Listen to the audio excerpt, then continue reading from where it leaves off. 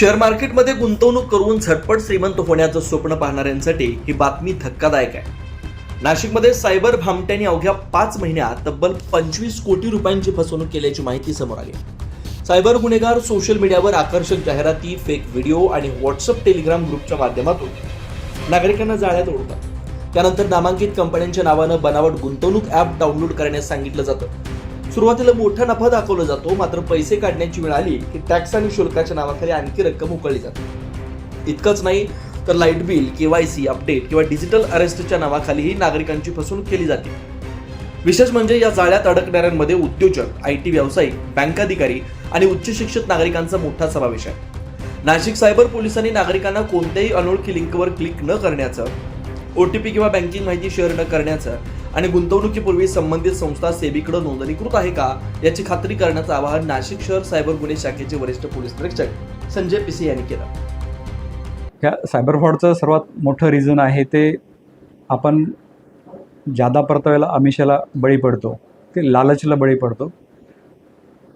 नागरिकांना अशी विनंती आहे की त्यांनी जे काही ऑनलाईन शेअर मार्केट असेल, स्टॉक मार्केट असेल, क्रिप्टोकरन्सी मार्केट असेल किंवा फॉरेक्स ट्रेडिंग मार्केट असेल, या आमिषाला बळी पडू नये.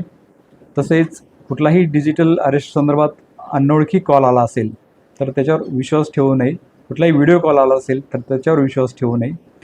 तसेच कुठलीही APK लिंक असेल, मग MNGLची APK लिंक असेल, ई-चलनची APK लिंक असेल, त्याच्यावरही आपण इन्स्टंट क्लिक न करता एक सुरक्षेचा मंत्र आहे, थांबा, विचार करा आणि मगच ॲक्शन घ्या. म्हणजे stop, think and then action.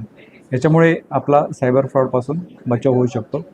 जर सायबर फ्रॉड झालाच तर आपण जवळच्या सायबर पोलीस स्टेशनला किंवा सायबरची हेल्पलाईन आहे 1930 किंवा cybercrime.gov.in ही आमची वेबसाईट आहे, त्याच्यावर आपण कंप्लेंट रजिस्टर करू शकता.